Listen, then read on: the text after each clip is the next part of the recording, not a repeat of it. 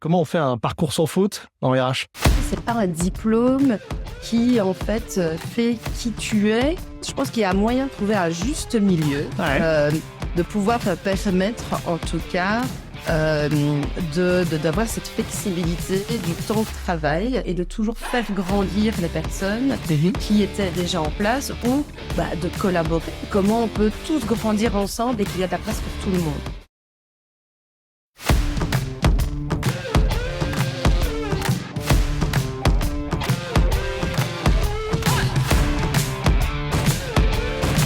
Bonjour à tous, bonjour à toutes, bienvenue dans cette saison 2 du podcast Le Talent Club. On teste un nouveau setup aujourd'hui et on le teste avec Géraldine. Salut Géraldine.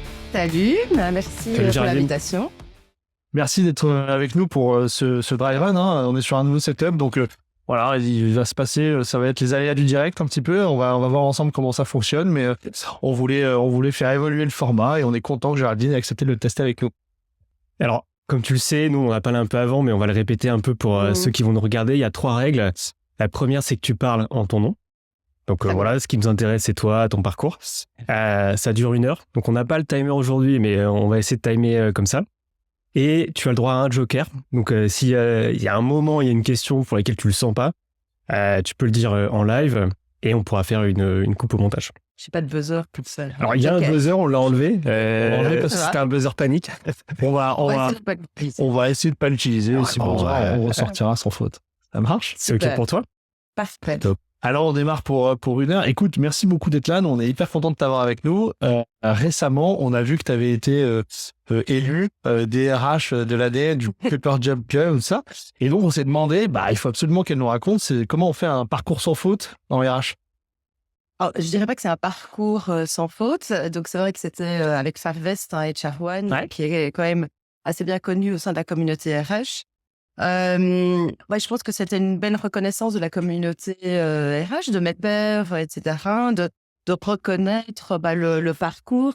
Et le parcours, il est vraiment pas sans faute, bien au contraire. C'est justement là, c'est comment rebondir, etc. Mais j'étais vraiment ravie, en tout cas, d'avoir eu cet award. C'est une super reconnaissance.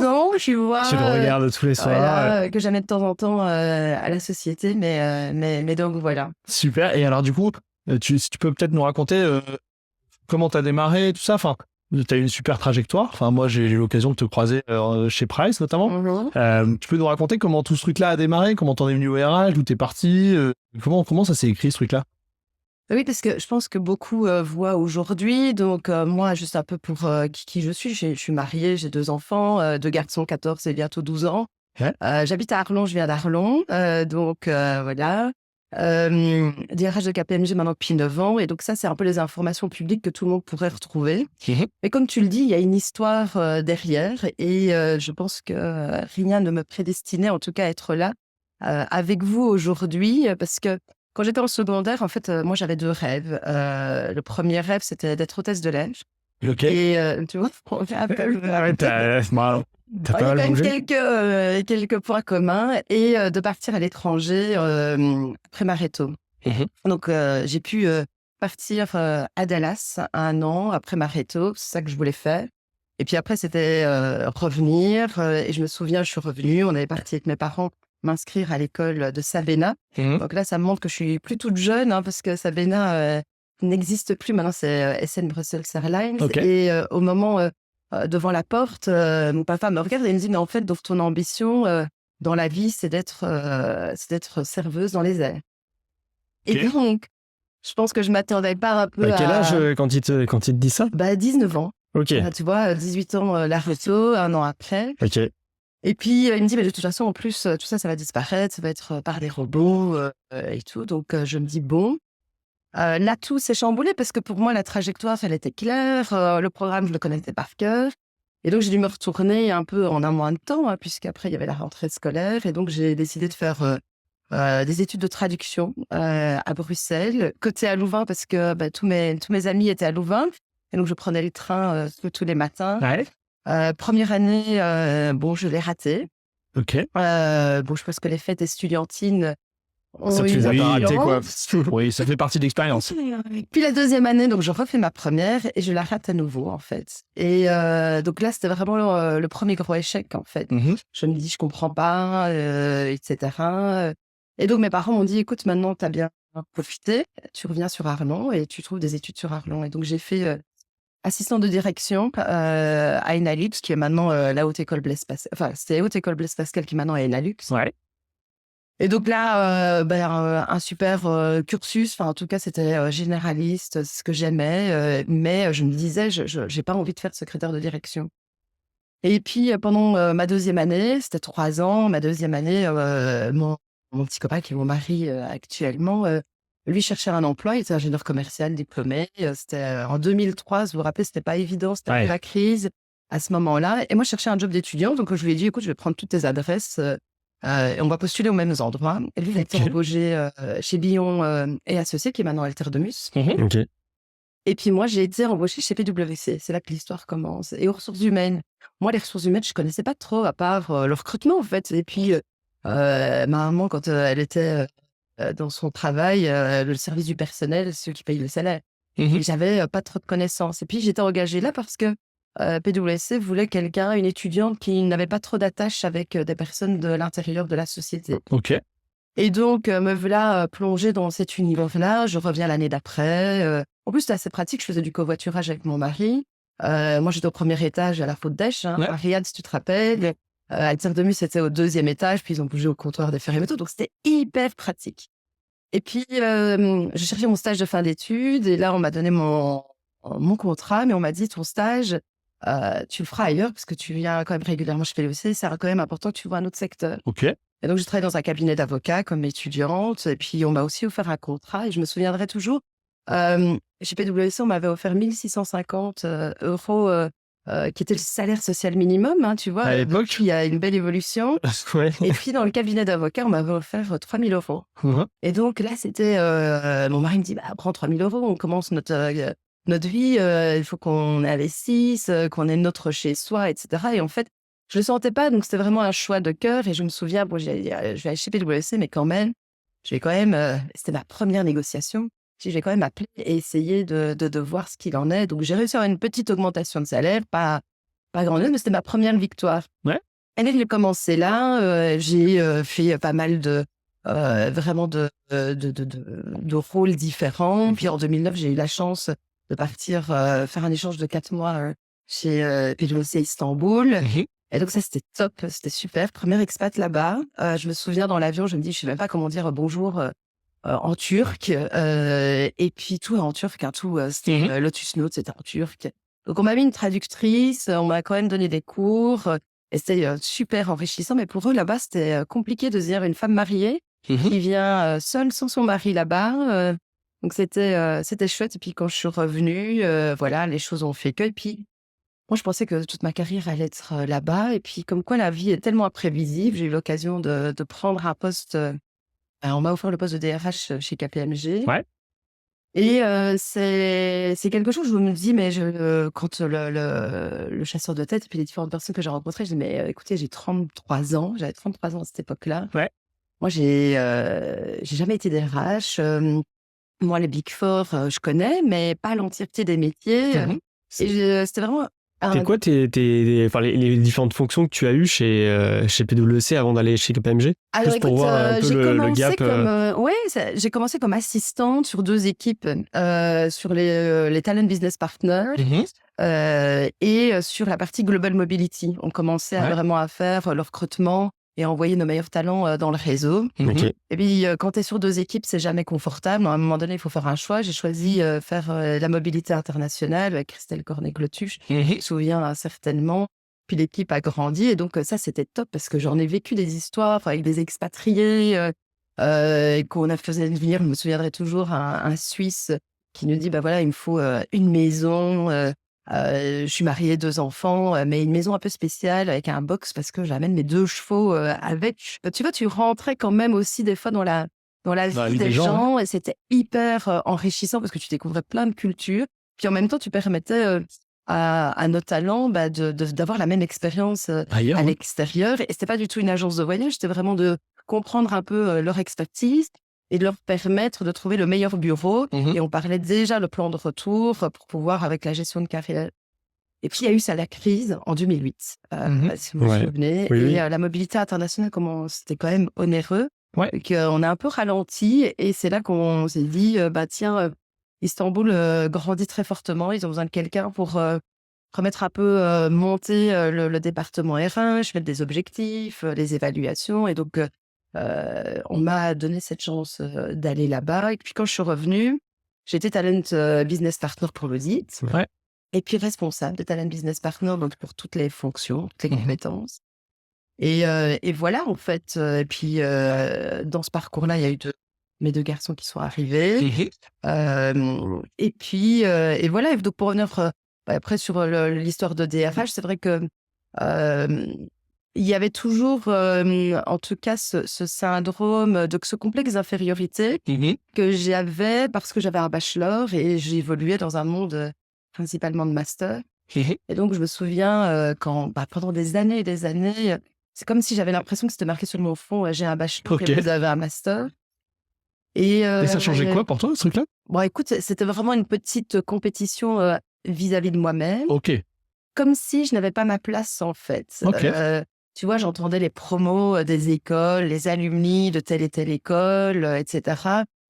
Et moi, je l'ai vécu un peu différemment et je me dis, j'ai juste un bac+3 et tu vois tout ce monde-là. Et donc, c'est vrai que j'ai nourri ce petit complexe d'infériorité. Et je me souviens, Vinciane, DRH à cette époque-là, me disait, mais c'est pas marqué sur ton front, ça n'a rien à voir, c'est les compétences. Elle avait du mal à comprendre et puis elle dit, mais maintenant, après, c'est ton histoire, c'est à toi comment tu la racontes. Prends ton congé parental, à la rigueur, fais un master ici à l'Université de Luxembourg ou ailleurs. Mais tant que tu n'auras pas fait ça, je dis non, c'est pas pareil. Je n'irai pas ma petite promo à moi de dire faut qu'on se retrouve tous les 10 ans, etc. Et puis maintenant, à force, en fait, je pense avec la maturité ou avec le recul. Ah, t'as une fausse credential. Maintenant, je me dis, en la fait, légitimité que tu as gagnée aussi. Voilà. Ouais. C'est de me dire, vous voyez, c'est pas un diplôme qui, en fait, fait qui tu es et surtout fait de ta carrière, en fait. Parce que t'es master, que d'office, tu seras heureux, que d'office, tu as tous tes credentials, que tu auras la carrière que tu souhaites.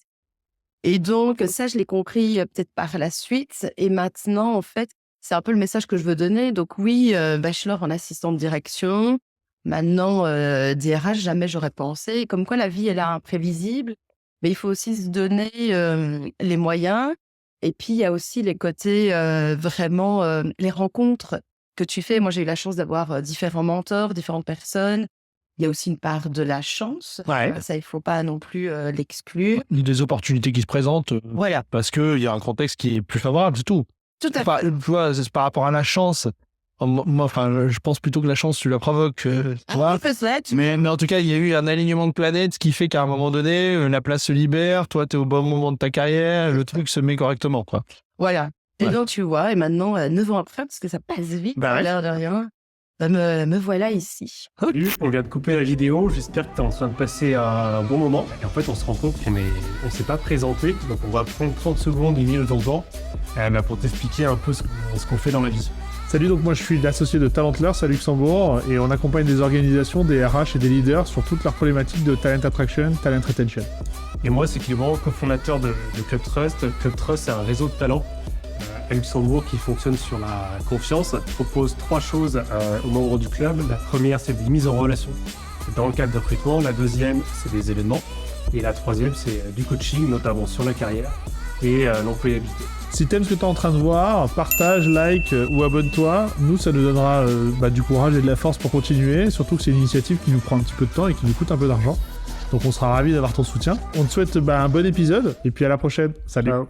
Justement, toi, tu as quand même connu le Luxembourg, la croissance du Luxembourg, avec les crises que tu as pu avoir aussi, mais je pense que quand tu es arrivé chez PwC et quand tu l'as quitté, je sais pas combien de personnes, le nombre d'employés, ça a dû exploser. Ouais. Et pareil, tout le Luxembourg avec. C'est quoi un peu, toi, ta vision de ce qui a changé au Luxembourg depuis que tu es arrivé? C'est quoi les grandes tendances que tu as vues arriver? Et après, on pourra en discuter aussi, mais ta vision pour l'avenir. Ouais. Et alors, je dirais que ça a commencé certainement quand j'étais aussi enfant. Moi, je viens de la région frontalière. Et on entendait toujours, parce qu'il y a quand même eu les années glorieuses, que le Luxembourg, que moi j'ai toujours entendu petite, le Luxembourg, les banques, les bons salaires, les bonnes C'était the conditions de place to be. travail, la sécurité de l'emploi. Et d'ailleurs, pour avoir fait mes études en primaire, en secondaire, pourtant, une des langues officielles de la Belgique, c'est le néerlandais. Nos écoles où j'étais, à cette époque-là, n'offraient pas de cours de néerlandais. C'était d'office l'allemand, en fait. Et d'ailleurs, c'est ma première langue étrangère que j'ai appris parce que c'était naturel d'apprendre l'allemand pour aller travailler à Luxembourg. On ne se posait même pas la question de se dire, on va aller à Bruxelles ou quoi que ce soit. Et donc, c'est avec mes parents, mon papa, en tout cas, travaillait à Luxembourg. Et donc, on voyait tout ça. Je me souviens encore en tant qu'enfant, aller à l'entreprise, aller chercher les cadeaux de Noël. Donc, tout était fluide. Et puis, donc, du coup, je ne me suis pas posé la question, en tout cas, où je vais débuter ma carrière. Bon, il y a eu tout ce que je vous ai expliqué. Et c'est vrai que qu'est-ce qui a changé là maintenant, presque 20 ans, parce que j'ai commencé en 2005, j'ai mon CDI. En tout cas, oui, il y a eu des crises, mais le Luxembourg, en tout cas, comment moi, ça c'est encore d'une fois mon prisme à moi, crise égale opportunité. J'ai toujours, en tout cas, perçu que oui, il y a des crises, mais on rebondit. On rebondit autrement, on voit d'autres alternatives, et que le Luxembourg est un petit pays qui a beaucoup d'avantages, mais qui du coup est flexible, en fait. Un gouvernement, en tout cas, qui a vraiment ce côté aussi entrepreneuriat, qui veut aider les entreprises, qui veut aider les personnes qui y travaillent, qui y contribuent. Moi, c'est vrai que quand on regarde un peu aussi vers nos pays voisins, Luxembourg a quand même réussi ce côté à intégrer une multitude de profils différents, d'origines différentes, avec cette diversité, cette inclusion. Alors, tout n'est pas parfait, mais en tout cas, moi, je trouve que c'est une très, très belle réussite. Maintenant, il ne faut pas se cacher aussi que il y a des obstacles qui se mettent de plus en plus sur nos routes, et que le Luxembourg, mais pas uniquement le gouvernement, aussi les entreprises, en tout cas, ont une carte à jouer pour toujours faire en sorte que le Luxembourg reste attractif et compétitif. Justement, c'est quoi pour toi les obstacles que tu vois, et justement, est-ce que tu penses qu'il y a un risque pour la compétitivité du Luxembourg Mais en tout cas, il ne faudrait pas rester sur nos lauriers parce que c'est dangereux. Les autres pays avancent. On n'est plus comme avant, le Luxembourg, avec ses frontaliers, avec l'Europe. Maintenant, on est en compétition avec tous les pays du monde. On a cette chance de pouvoir voyager facilement, de pouvoir avoir accès à l'information très rapidement sur tout et instantanément. Donc là, aujourd'hui, déjà, c'est la promotion du Luxembourg. Moi, comme je te disais, cet après-midi, je vais dans une école de commerce donner cours. Je me rends compte, en tout cas, que le Luxembourg ne fait pas toujours partie de leur radar, en fait. Ça va être Paris, ça va être Londres. Et même en Lorraine. Même en Lorraine, j'ai l'impression qu'ils pensent que c'est loin. Alors, je leur dis, non, moi, j'ai mis 1h30 là pour venir. Ou quand je vais à Dijon ou à Nancy, je sais pas, ou même à Louvain. Donc, il y a ce côté aussi de promouvoir le Luxembourg et aussi casser certains stéréotypes qu'ils peuvent avoir. Et donc, c'est à nous tous de participer à cette promotion-là. Donc, déjà, de leur dire, voilà, les avantages que vous pouvez avoir en venant, parce que surtout que ce sont des personnes qui sont très attirées par la diversité, par de rencontrer des gens multiculturels, de parler plein de langues. Luxembourg offre cette possibilité-là. Donc là, la promotion, l'attractivité, parce que les besoins des personnes changent. On cherche des jeunes, on cherche aussi des personnes expérimentées. Les besoins sont complètement différents. Moi, ce que je remarque, c'est le logement qui reste une problématique. Moi, je me souviens encore, on avait facilement allé chercher des personnes en Espagne, au Portugal, etc. Maintenant, quand tu fais le compte et quand ils regardent quel salaire mon coût de la vie ici, est-ce que je dois un peu débourser de l'autre côté, c'est pas toujours évident. On est moins, en tout cas, attractif. On est moins attractif pour ces gens-là. Exactement. Je pense que, en fait, ça se fait par étapes. Tu vois. Je pense que typiquement, les frontaliers français, belges, déjà, ça fait quand même quelques temps où justement, tu as perdu justement en compétitivité par rapport à ça. Et même maintenant, sur des pays comme Espagne, Italie, ils ont cette réflexion-là. Attends, je Je mets tout bout à bout et en fait, ce que vous me proposez, c'est bien, mais peut-être pas si intéressant. Oui, tout à fait. Puis le Covid a fait tout redistribuer les cartes, en fait. Ouais. Qu'est-ce qui a changé qu'est-ce que tu perçois, toi? Qu'est-ce qui a changé, nous, quand je regarde alors plusieurs aspects. La première chose, nous, on a des personnes qui nous ont quittés pour retourner dans le pays d'où ils venaient, Mais ouais, parce qu'ils se sont rendus compte que d'être proche de leur famille, de leurs amis, c'était plus important. essentiel, en fait. Donc, ça a un peu redéfini tout ça. Deuxième chose, le fait aussi maintenant du travail hybride. Ouais. Tu vois, travailler de la maison. Bon, nous, on travaillait déjà un peu à domicile, mais pas autant que maintenant. Vous avez des setups avec des personnes qui sont basées en dehors de Luxembourg et qui travaillent pour le Luxembourg en remote? Oui, ça, depuis peu, Ok. assez récent. Vous avez créé ce genre de setup? On a créé, oui, parce qu'à un moment donné, tu dois te diversifier. Bah, bien sûr. T'as des talents qui sont de moins en moins présents sur le marché. La plupart des entreprises sont en croissance, il y a des nouveaux besoins. Les talents peuvent se détourner aussi de certains secteurs d'activité, de certains modes de travail. La recherche de la flexibilité, elle est vraiment Ouais, c'est ça. importante. Et puis, tu as aussi une pression sur les coûts aussi, Ok. qu'il ne faut pas négliger là-dessus. En tout cas, c'est de se diversifier. Donc, il n'y a pas eu que ça. On a aussi donné l'opportunité à nos employés de passer en freelance. Ok. C'était de dire, on peut comprendre que le statut employé ne peut ne pas vous convenir ou atteint certaines limites par rapport à vos besoins.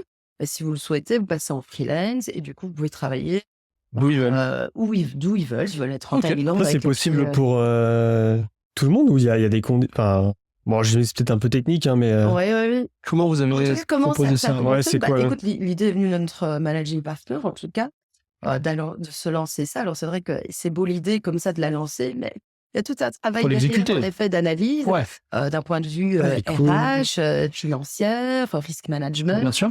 Surtout dans des métiers tels que Avec la qualité, ça a tout ça. demandé une analyse un peu de tout ça. Et c'est vrai que là, tu ne le demandes pas et tu l'es le lendemain. Ça se travaille en amont, on essaye de discuter, on voit dans quel métier, sur quel mandat client, d'informer aussi les clients de la nature un peu de nos employés, etc.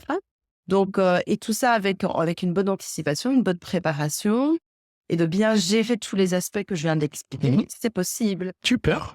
Et donc, du coup, c'est une super opportunité. Donc, en réalité, c'est une opportunité. Ce que j'entends, c'est que c'est une opportunité plutôt pour des gens dans lesquels vous avez déjà confiance, des gens qui sont chez vous, Oui. et qui, pour une raison X ou Y, à un moment donné, sont prêts à changer de setup. C'est aussi un moyen de retenir des gens super en leur donnant cette possibilité-là. Sinon, ils vont être obligés de partir pour se relocaliser.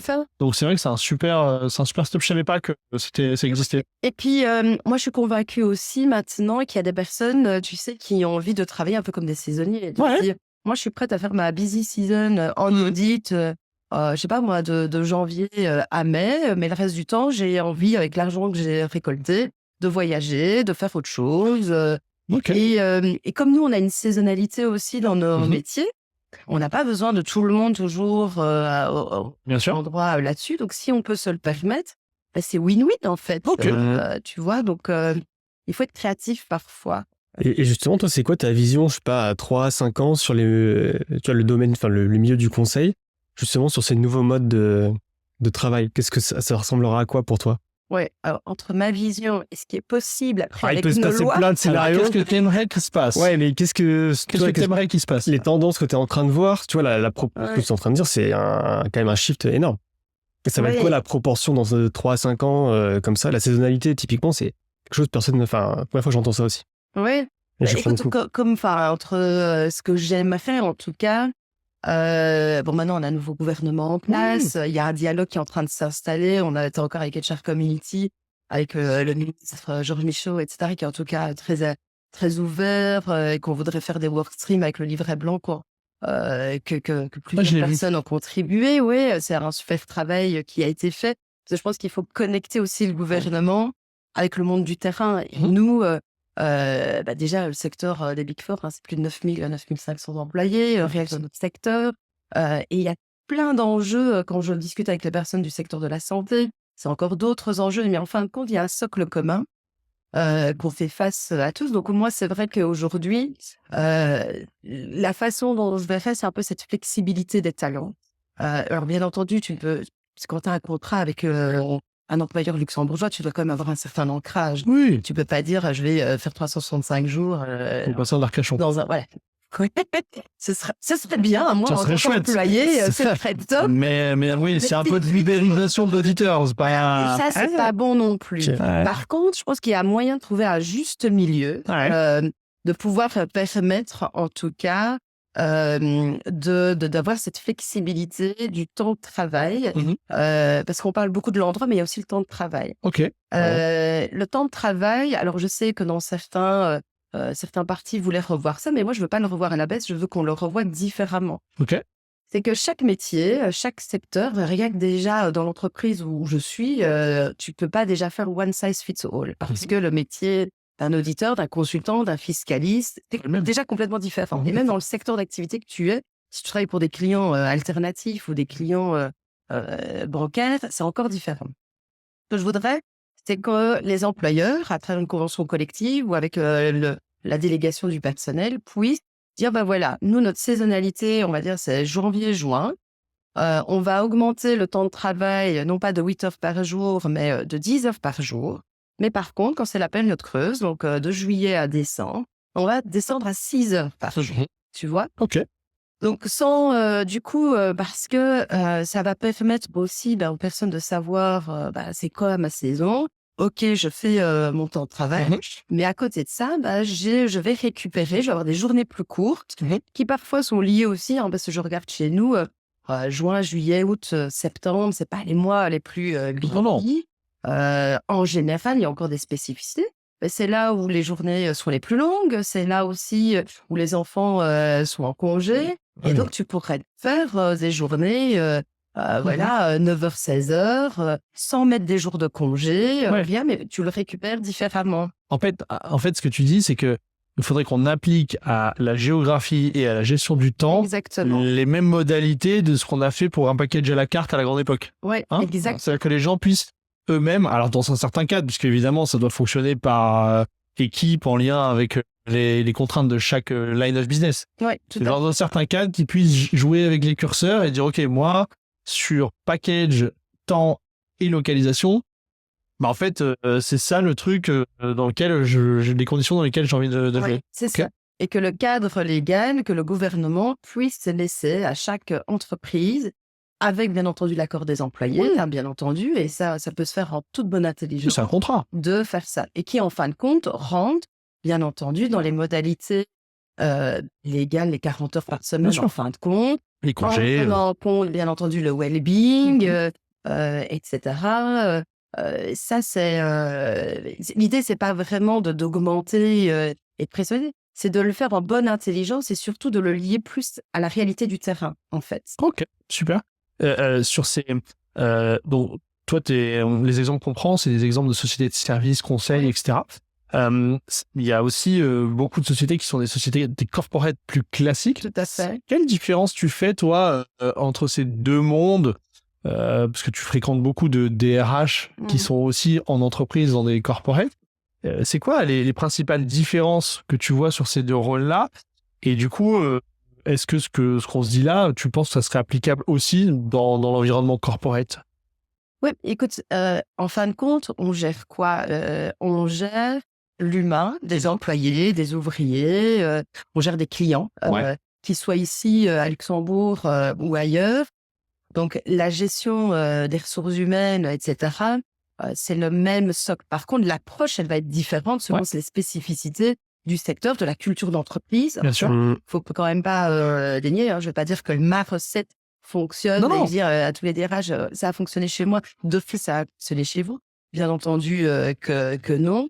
Mais en tout cas, il y a moyen, en tout cas, de repenser les choses, en tout cas, de co-créer avec ses employés, avec la direction, et de se dire, bon, aujourd'hui, c'est quoi notre challenge? C'est quoi la faute cause? Et quels sont les twists qu'on pourrait avoir? Mais aujourd'hui, on est tellement freiné aussi dans cette créativité, parce que je pense, en discutant avec les DRH ou avec des membres de la direction qui ne sont pas dans ce domaine-là, parfois on est un peu coincé dans un cadre qui n'a pas été revu depuis un certain temps, qui ne répond plus à cette mobilité, à cette flexibilité que certains pays offrent, en tout cas, que nos gens veulent avoir. Et donc, c'est pas les idées qui manquent, mais parfois, c'est l'espace qui nous manque. Et pour ceux qui, en tout cas, n'utilisent pas tout l'espace possible aujourd'hui, mais c'est vraiment de se poser et de repenser à ça et surtout d'appliquer tous les strates, en tout cas, des employés, en tout cas, parce que c'est vrai que moi, je remarque encore les jeunes, là, les CV, moi, je vois plus des Belges qui ont fait que leurs études en Belgique et que des stages en Belgique. Non, maintenant, il n'y a qu'à regarder aussi le monde académique qui font des partenariats avec d'autres universités, d'écoles de commerce un peu partout. Et donc, nos étudiants ou les futurs diplômés, ils sont déjà hyper mobiles. Et donc, ils ont vu des choses. Donc, allons chercher cette richesse-là et voir comment on peut les appliquer chez nous, en fait. Ok. Ouais, super. Toi, t'es dans un modèle, enfin, t'as connu des modèles aussi où on parle souvent de guerre des talents, chasse aux talents. Ouais. Vous avez toujours besoin quand même de recruter fortement. Avant, c'était souvent dans les pays frontaliers. Et maintenant, on se rend compte que c'est vraiment beaucoup plus éloigné. Comment, toi, tu as vu ce changement-là et je trouve que le Luxembourg, c'est très particulier. Par exemple, cabinet de conseil à Paris, son bassin d'emploi, il va chercher des gens qui sont en France. Il ne va pas aller hors des frontières. Non. Le Luxembourg, il va chercher un peu partout dans le monde. Est-ce que c'est une force ? Est-ce que c'est difficile à faire ? Enfin, voilà, qu'est-ce que vous mettez en place, vous, pour y arriver ? C'est vrai, j'ai envie de faire une petite boutade en tant que Belge. C'est vrai que le français va généralement recruter des Français ou des francophones. Ouais. Parce que c'est très francophone, quand même. Ok. Tu vois, tu veux dire que ce que tu dis pour Paris serait moins vrai à Bruxelles ? Oh, ben, Bruxelles, il faut être déjà bilingue pour la plupart. Donc, c'est pour ça que nous, on a la possibilité d'aller chercher les Wallons, là, qui ont eu pas de bonnes notes en néerlandais, et qui se disent, c'est pas ma force là-dessus. Mais par rapport à ce que tu dis, déjà, je ferais une différence entre le recrutement des stagiaires et des jeunes diplômés et les expérimentés. Donc, les stagiaires et les jeunes diplômés, donc c'est vrai qu'on a cette force aussi de profiter d'un branding assez fort, qui est quand même reconnu dans le monde entier. Que personnellement, tu as vachement développé depuis que tu es arrivé. Oh, c'est gentil. Non, mais c'est vrai que l'employer branding, vous avez vachement travaillé là-dessus. Oui, parce que c'était notre volonté. En tout cas, la perception qu'on avait, c'est que les trois autres, en tout cas, avaient peut-être, on connaissait plus, on les voyait plus. Et nous, on avait tendance à encore être dans cette humilité de se dire, ce qu'on fait, c'est bien, mais c'est normal. Enfin, on va pas mettre un peu trop les spotlights. Et puis, on se dit, il faut quand même mettre en évidence un peu nos forces. Et donc, on a essayé d'être beaucoup plus présents avec vraiment le focus des people, en fait, que ce soit nos clients, que ce soit nos gens. Et donc, c'est pour ça que les différentes campagnes qu'on a faites récemment, c'est avec nos employés, parce que, et c'est là pour revenir un peu au point de départ, ce qui nous importe beaucoup quand on va à la rencontre des étudiants, il y a toujours cette traditionnelle question et que je peux comprendre parce que j'aurais pu la voir aussi à cette époque-là, mais c'est qu'est-ce qui vous différencie des autres Et en fait, c'est vraiment la culture d'entreprise. C'est ça la grosse différence. Et la culture d'entreprise, elle est faite par nos gens. Et donc, c'est à nous aussi de porter cette culture d'entreprise et d'aller et de se dire « Ah ben tiens, j'ai eu un bon feeling avec cette personne-là, j'ai envie de travailler avec elle, je me vois bien évoluer là-dessus. » Donc, aujourd'hui, nous, notre challenge pour les stagiaires et les jeunes diplômés, en fin de compte, on n'en a pas tellement.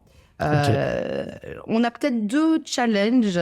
C'est recruter des femmes, des jeunes même juniors dans le métier de l'audit et de la consultance. Ah, c'est marrant, je n'avais pas perçu de décalage. Alors, en fiscalité, non, parce que généralement, on cherche des personnes qui sont diplômées de fac de droit. Et on voit déjà que la proportion des filles en fac de droit est un peu plus présente, un peu plus grande que les autres. Donc là, moi, c'est de m'assurer aussi qu'on a un pipeline diversifié et d'avoir assez de jeunes filles, en tout cas, qui nous rejoignent. Ça, c'est important pour moi. Vous avez certainement vu la récente campagne KPMG Works for Women, KPMG Works for Me. Donc ça m'importe beaucoup. Et puis, on n'est pas les seuls. Nos germanophones, ça, c'est un peu denrée rare. Donc, le recrutement des germanophones, parce qu'on a quand même pas mal de clients germanophones, et donc, il nous importe, ça nous tient à cœur, en tout cas, de converser, de travailler aussi dans leur langue, etc. Et donc là, c'est un peu plus compliqué. À part ça, Pour les jeunes, ça va. Les jeunes, ça va. Pour les expérimentés, les du coup. expérimentés, je connais pas d'université qui forme des gens à faire du plug and play, tu vois, qui ont déjà toute la connaissance, etc. Le tissu local est quand même assez restreint. Et puis, généralement, quand ça se passe bien dans ton entreprise avec ton employeur, pourquoi bouger, en fait, et surtout pour un secteur d'activité similaire. Et c'est là qu'intervient, en effet, beaucoup de candidatures qui nous viennent en dehors de l'Europe. Alors, on connaît aussi notre challenge de l'immigration, le permis de travail qui est très long, plus long que certains pays. Et donc, c'est vrai que parfois, on peut se voir filer en fait certains talents parce que d'autres pays ont été plus rapides parce qu'ils ont un système plus fluide, en tout cas là-dessus. Même si maintenant, il y a de plus en plus aussi de progrès qui sont faits avec l'ADEME, etc. Mais ce qui fonctionne assez bien, c'est le réseau, en fait. C'est les référents.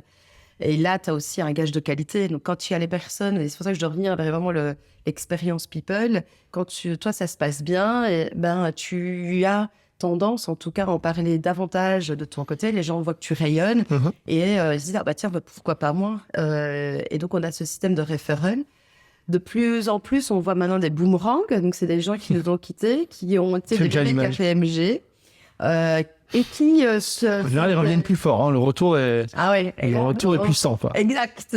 Et donc, du coup, et donc, je me souviendrai toujours d'un employé en disant, mais je comprends pas pourquoi tu pars.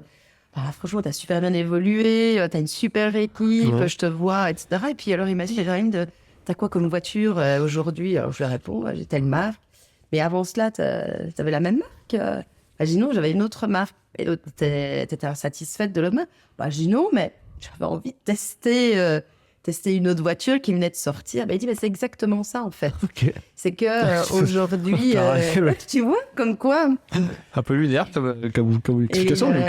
Il a testé, il n'a pas aimé. Voilà. Et il dit, en fait, moi, j'ai toujours connu KPMG et en fait, j'ai envie de voir ce qui se passe ailleurs, une autre culture d'entreprise. Et ce que je comprends tout à fait, parce que je pense que c'est riche aussi de voir d'autres secteurs. Mais ce qui me réjouit le plus, c'est quand il retoque à la porte et il dit, maintenant que j'ai fait ma petite expérience, tu vois, j'ai fait ma petite rébellion, est-ce que tu veux bien me reprendre, etc. Et ça, c'est chouette parce que là, ça veut se dire, la personne était authentique et honnête au moment du départ. On dit, oui, j'étais bien, mais laisse-moi faire ma petite vie. Et puis de dire, et de se dire, je reviens. Donc, c'est qu'on croit vraiment qu'on peut encore répondre, en tout cas, à ce développement de cette personne-là. Et après, ça fait son effet autour de l'autre, parce que quand on parle de guerre des talents... les returners, ça donne de la légitimité à l'ensemble. Exactement. Parce que moi, je suis convaincue, et j'arrête pas de le dire, de le prêcher. Je pense que tout le monde maintenant va rire quand ils vont m'entendre ça. Pour moi, la guerre des talents, je suis pas totalement sûre si elle existe. Alors bien sûr, on est en pénurie de médecins, d'aides-soignants, etc. Donc là, je ne commente pas là-dessus. Mais chez nous, notre enjeu, le nouveau recrutement, c'est la rétention, en fait. Une rétention sélective. Et il y a tellement de personnes qu'on aurait pu garder parce que si on avait agi, on aurait pu avoir une influence sur améliorer certaines choses. Et donc, là, aujourd'hui, la rétention, c'est un élément clé pour amener à bien notre challenge, en fait. Moi, j'ai une question sur ton rôle. Je pense que tu as été une des premières à Luxembourg à avoir un titre Head of People and Culture, à intégrer ce truc-là dans le titre. Et en fait, autant dans une DRH classique, tu vois, je vois bien ce qui se passe sous le volet People, avec l'administration du personnel, des machins, etc.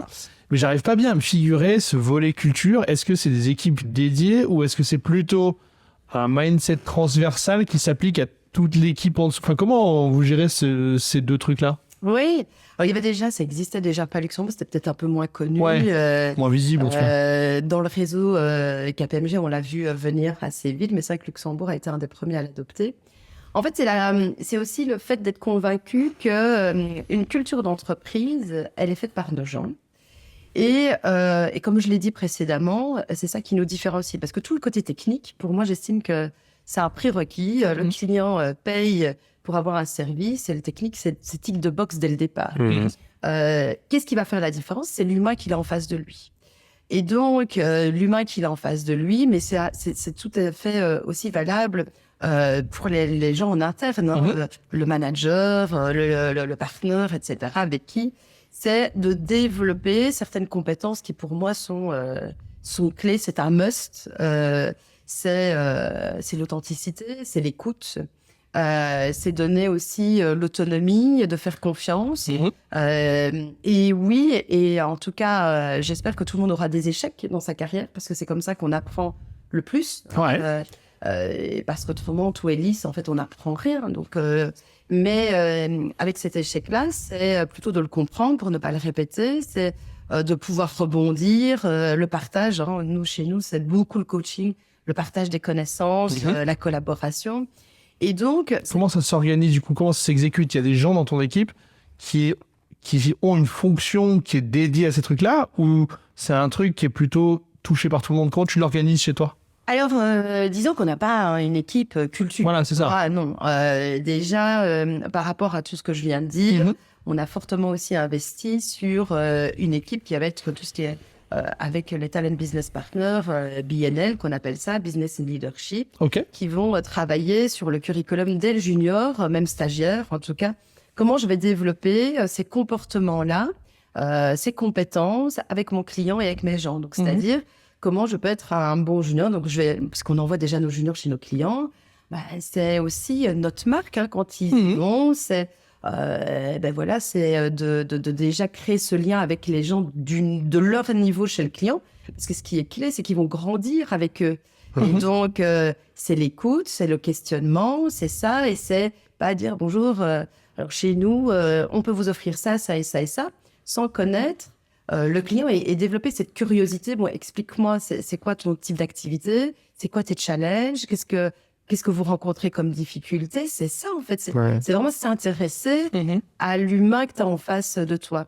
Donc déjà, tu as tout un peu ce côté de curriculum qu'on met en place et qui, bien entendu, plus tu grandis dans l'entreprise, plus ça va prendre de la place là-dessus. Puis on a aussi une équipe Inclusion and Diversity qui ne va pas faire que la diversité des genres ou la diversité de ton origine, d'où tu viens, mais c'est aussi... par exemple, de reconnaître que chacun de nous, on a des parcours de vie. Et par exemple, on vient de créer la communauté des parents, tu vois, parce que il faut savoir gérer aussi toute ta carrière. Mais comme des fois, quand j'arrive au bureau, les gens croient que je viens de me sortir de mon lit, je viens d'avoir mon petit déjeuner, etc. Non, j'ai déjà eu une vie avant. D'amener mes enfants à l'école, là, j'ai oublié mon sac de sport, je reviens. Là, encore ce matin, mon fils qui me dit « j'ai cassé mes lunettes, ok, je vais vite aller chez l'opticien ». Tu vois. Et donc, parfois, les gens ne s'en rendent pas compte. Et donc, c'est important aussi de faire rassembler les gens pour pouvoir parler de tout ça, de se donner des trucs et astuces. Surtout que certains ne connaissent pas toutes les facilités qu'on peut avoir à Luxembourg ou dans les pays limitrophes. Donc, on crée ça aussi. Et c'est créer toutes sortes de communautés. Et puis, on a des personnes aussi dans le business qui sont nos relais. Hein, parce qu'autrement, je pourrais que le match être 200 personnes. Hein. Il faut savoir aussi s'appuyer. Et ça, c'est vraiment mon créneau. C'est que j'estime que mon travail et que le travail de mon équipe est fait à partir du moment où les gens du business sont accountable de l'humain, en fait. Et que nous, on est là pour les accompagner, pour les aider, pour les challenger, pour penser. Mais ils ne doivent pas déléguer cette partie-là, la gestion de leur équipe et de leurs clients. Et est-ce que vous aussi, sur la partie technique, tu vois, vraiment les compétences techniques, vous allez prendre du feedback terrain sur les clients finaux pour voir concrètement si dans vos équipes, il n'y a pas des besoins de formation, si tout va bien, et si les clients sont contents? Ou est-ce que c'est pareil, là, c'est le métier qui fait l'intermédiaire entre les deux? Alors, en fait, déjà, le feedback, c'est clé. Ça, c'est un peu mon combat à la culture du feedback. Je pense qu'on est bon, mais on doit vraiment encore s'améliorer parce que je pense que les gens aujourd'hui, feedback égale chose négative. Non, c'est aussi des succès, de dire tiens, t'as fait ça pour moi, ça m'a vraiment aidé, ça m'a fait sauver du temps, etc. Regarde l'impact qu'on a eu, etc. Et que ça soit spontané, authentique. Et chez nous, je sais pas pourquoi, mais il y a toujours cette crainte du poids des évaluations. Qui dit évaluation dit bonus, dit progression. Bah, dans votre environnement, c'est lié. Comme c'est lié dans un cycle, c'est plus difficile de le décorréler que dans des sociétés je comprends. C'est naturel de penser, mais j'aimerais tellement qu'il y ait cette spontanéité et ce côté un peu je le fais pour toi, pour t'aider, sans arrière-pensée de je vais pas prendre ton éval, etc. Tu vois. Mais là, il y a encore énormément à faire. Je suis pas prête, en tout cas, on n'est pas prêt d'être au chômage pour cette partie-là. Mais pour revenir sur ton point, donc c'est vrai que nous, on travaille beaucoup sur le feedback de l'engagement des personnes. Ouais. Donc, on a notre Global People Survey, on a des Pulse Survey, on a pas mal de choses. On a nos gens aussi qui font des one-to-one ou des groupes pour pouvoir savoir ça. Et par rapport aux clients, on fait la même chose. Donc, on sélectionne sur différents critères des clients. On leur envoie un survey. Et ça, c'est pas que KPMG Luxembourg, hein, c'est tous les bureaux. Ce qui permet aussi de voir quelles sont nos forces et quelles là où on est le plus attendu. Ce que j'attends aussi, c'est qu'après, tout redescende dans les équipes et de se dire, OK, voilà comment c'est ce qui a été apprécié. Et maintenant, qu'est-ce qu'on met en place pour aller travailler un peu sur nos zones de progression. Mais ce qui n'empêche, au-delà de ce côté un peu plus formel, de demander spontanément aux clients et de... Moi, je le vois pas comme... moi, je vois d'amener ce client directement dans l'engagement, dans le projet, et pas simplement être là au début. Qu'est-ce que vous voulez? On signe le contrat, on vous délivre le service, c'est bon, vous êtes content, merci, au revoir, on se revoit plus. Non, c'est vraiment tout ce qu'on essaye de faire, c'est vraiment de créer ce lien long-lasting, en fait, avec un client pour toute la vie, en fait, long life client. Mais du coup, et le client a besoin aussi de comprendre, et donc de vulgariser et de l'impliquer tout au long du cycle, quel que soit le métier, en fait. Ok. Moi, j'ai une question sur ton passage d'un cabinet à l'autre. En fait, ce que j'ai observé, c'est qu'il y avait des personnes, tu avais une super équipe chez Price à l'époque, et il y en a beaucoup qui t'ont suivi. Ouais, enfin, tu vois, de notre côté. Et en fait, je me suis fait l'image d'un truc où tu vois du Real Madrid qui bouge à Arsenal avec l'entraîneur, tu vois. Mais je me dis, en fait, c'est quand même deux championnats hyper différents. C'est-à-dire, en fait, tu changes de culture de boîte. Voilà. Et donc, si tu veux, moi, ce qui m'intéresse, c'est pourquoi tu penses qu'il y a eu ce truc-là qui s'est passé, tu vois, dans ce que tu peux partager avec nous, évidemment. Et deuxièmement, qu'est-ce qui se passe quand, en fait, même sur le même métier, on prend une équipe d'un player et on l'amène finalement chez un autre player? Est-ce qu'en fait, on se rend compte que c'est pareil, ou est-ce que ce collectif que tu as emmené avec toi, il a bougé en changeant de blason? Je trouve vachement intéressant, peut-être si tu peux partager avec nous ce retour sur l'équipe. Oui, c'est vrai que quand on est dans ces environnements-là, puis regardez, nous trois, on est des alumni de la même société, etc. Tu crées des liens forts, en fait. Bah oui. Et là, c'est un truc de dingue. Je pense qu'on sous-estime un peu le poids des liens qu'on peut créer et maintenir. C'est vrai que quand je suis partie, il y a des personnes qui sont parties vers d'autres sociétés, et puis certaines sont venues avec toi. Alors, moi, je n'ai débauché personne. Oui, mais c'était pas mon point. Conscience, tranquille. C'était pas mon point. Là-dessus. Et en fait, comment on peut l'expliquer? Parce que je pense que ça peut être vraiment une opportunité, mais aussi une menace pour l'entreprise. Ouais. Et je vais l'expliquer pourquoi. Il y a eu ce mouvement-là parce que je pense qu'on a su créer, maintenir un lien entre nous qui va aussi au-delà du collègue. C'est ça que j'ai vu, moi. Parce que tout est basé sur une confiance.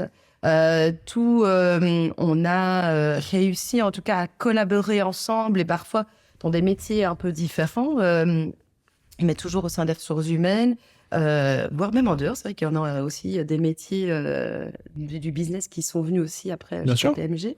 Ce que je peux dire, c'est en tout cas, à partir du moment où tu crées ce lien avec authenticité, bienveillance, et avec des valeurs communes, et en fait, c'est un noyau.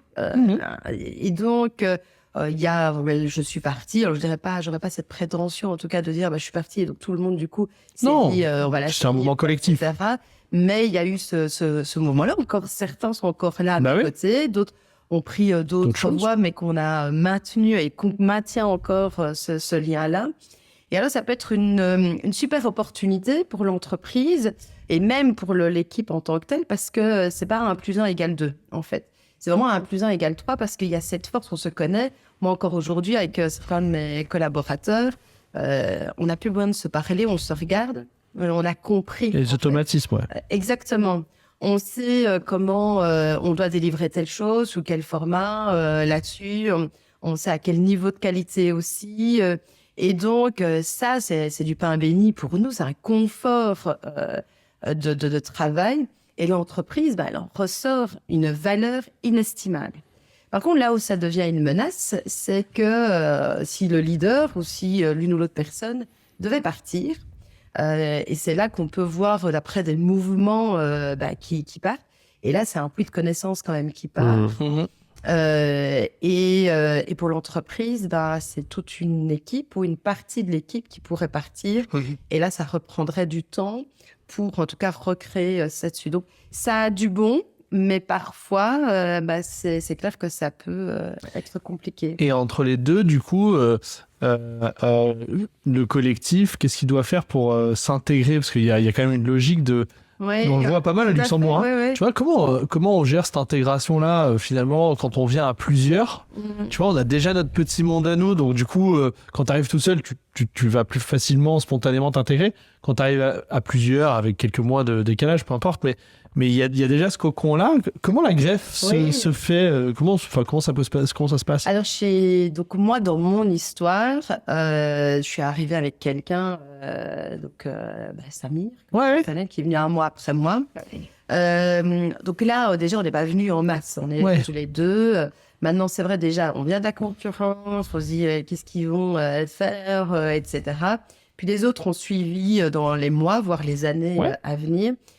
Le danger, c'est qu'il y a cette perception, il y a cette étiquette, en tout cas, en se disant ils viennent. Alors déjà, ils viennent de la concurrence, ils vont nous apprendre la vie. Alors que pas du tout, parce qu'on voulait vraiment pas, et c'était pas notre ambition de faire du duplicate, c'était justement de comprendre l'entreprise, essayer d'apporter notre pierre à l'édifice. Et c'est un peu de casser sur les perceptions, les dangers, en tout cas, de l'image que ça peut donner. Et j'ai toujours veillé, en tout cas, et j'ai eu la chance, en tout cas, de construire toute l'équipe qui est là en place. Et donc, de bien choisir les talents, le mindset, etc. Mais de nouveau, l'idée, c'était pas de rester isolé. Et c'est ça que ça a fonctionné. Pourquoi la greffe, elle a fonctionné? C'est que chacun était un peu dans chaque équipe à venir et de partager et de toujours faire grandir les personnes qui étaient déjà en place ou de collaborer, parce qu'il y en avait déjà qui avaient pas mal d'expérience, et c'est de faire en sorte que ça fonctionne.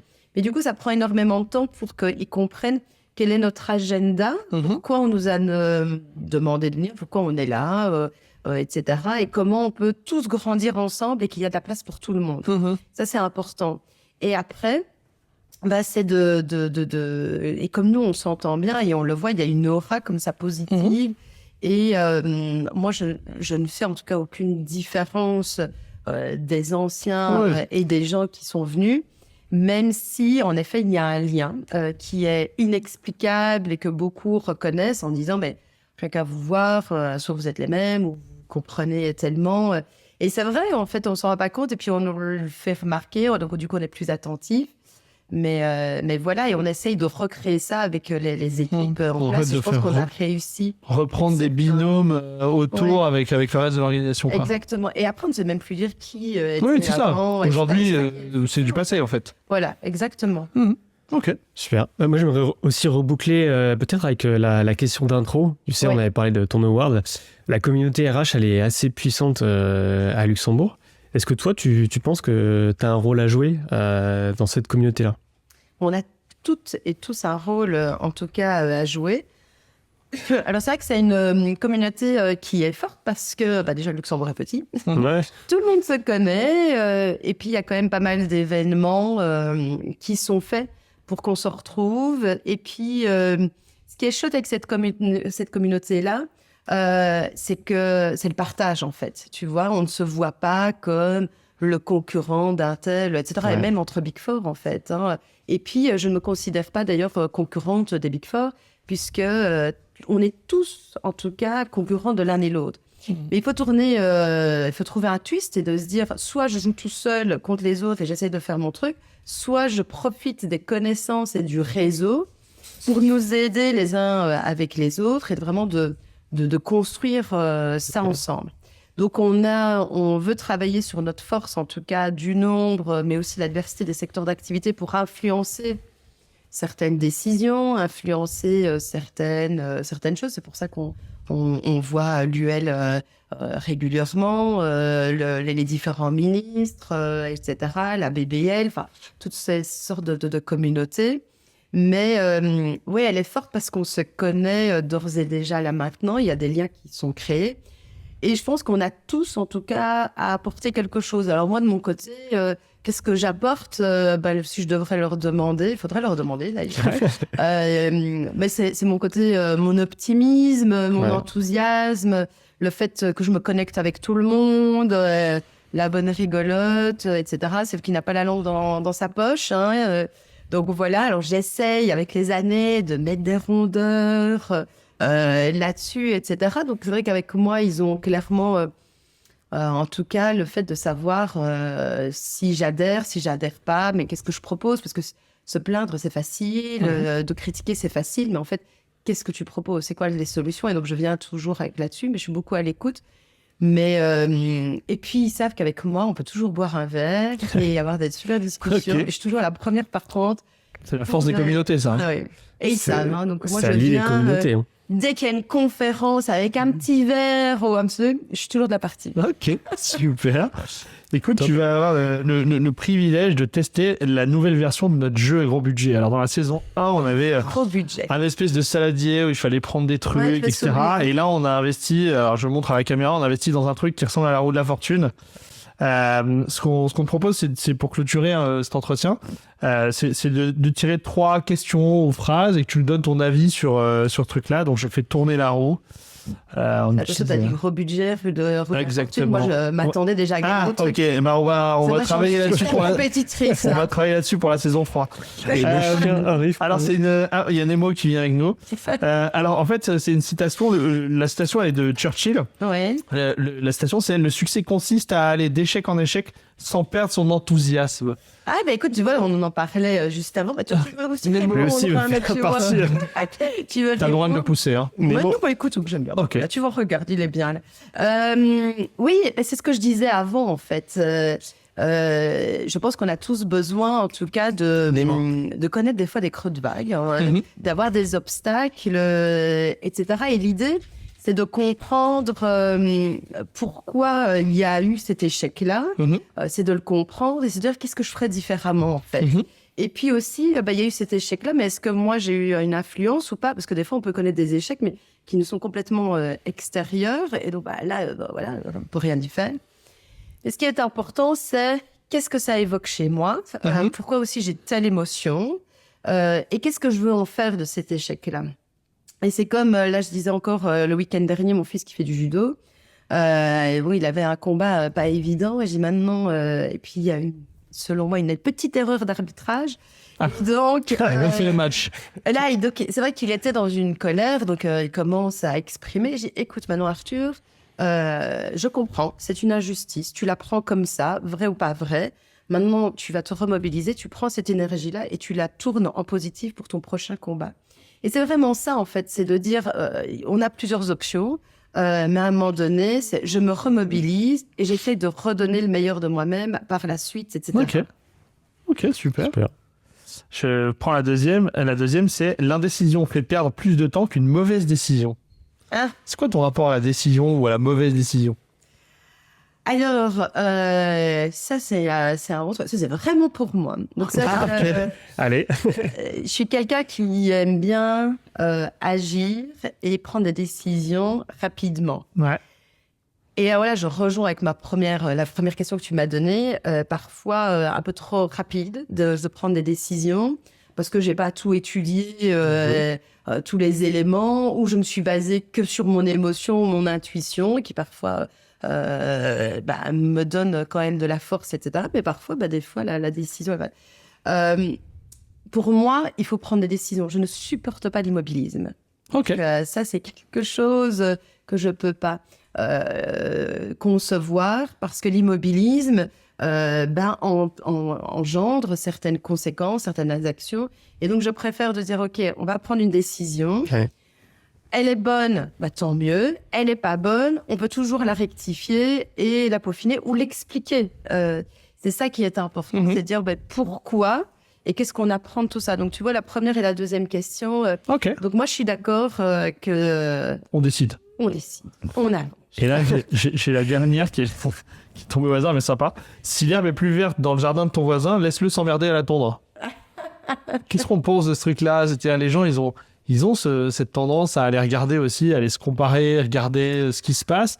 Qu'est-ce que tu penses de ce truc-là, toi? Oui, écoute, ça me fait écho, en tout cas, à une discussion que j'ai eue encore récemment avec quelqu'un qui parlait... parce que je comprenais pas certaines réactions, des fois, vis-à-vis de moi, etc. Et puis, la personne m'a juste rappelé en disant, la frontière entre l'envie et la jalousie, elle est parfois fine, en fait. Et ça, c'est vrai que ça a peut-être un côté de l'humain que j'ai du mal. Et je dis toujours, il y a frustration quand il y a comparaison. De toujours, en fait, parce que le voisin ou le collègue a ça ou a fait ça, il faut aussi, etc. Et c'est parfois, j'ai envie de te dire, ce qui me vient à l'idée là comme ça, c'est il faut se connaître soi-même, se connaître de ce qu'on a envie, de en quoi on est bon, en quoi on n'est pas bon, mais ensuite agréer le fait que chacun a son parcours, chacun a son histoire. Et tu vois, c'est comme je te disais là au tout début, les gens voient un peu maintenant mon parcours et ça, mais ils ne voient pas toute l'histoire en amont. Les doutes, les échecs, c'est clair que de me dire, j'ai débuté mes études avec 2 échecs, etc. Donc les gens aussi ont l'art de vite aller en besogne dans le jugement, sans connaître les choses. Et à un moment donné, il faut aussi se contenter de ce qu'on a, et que la vie, elle est courte, et que d'un moment à l'autre, tout peut basculer. Et au lieu de regarder ce que l'autre-là a envie, c'est aussi de se réjouir de ce que l'autre a, en tout cas. Donc voilà, moi j'aurais plutôt tendance mais c'est l'humain, et l'humain est complexe. C'est un peu compliqué. Écoute, merci beaucoup. Ça fait 1 heure, un peu plus d'1 heure qu'on est ensemble. Ouais, c'était chouette. Ça passe super vite. Merci beaucoup. Merci beaucoup pour ta transparence, ton authenticité. Enfin, t'avais pas les questions avant, on le rappelle. Donc, c'est un exercice qui est pas simple. J'ai pas utilisé le joker. T'as pas utilisé le joker. T'as vu? Alors, on a eu Nemo qui est venu se mettre un petit peu au milieu. On va voir ce que ça va donner au niveau des caméras. Mais heureusement qu'il nous a pas tout arraché le setup. Merci beaucoup, en tout cas, d'avoir été avec nous. Merci Gérald. Et puis, merci à tous d'avoir suivi cet épisode. On espère que vous avez pris autant de plaisir à le regarder que nous à le fourner. Et à bientôt. Bye bye. À bientôt. Salut.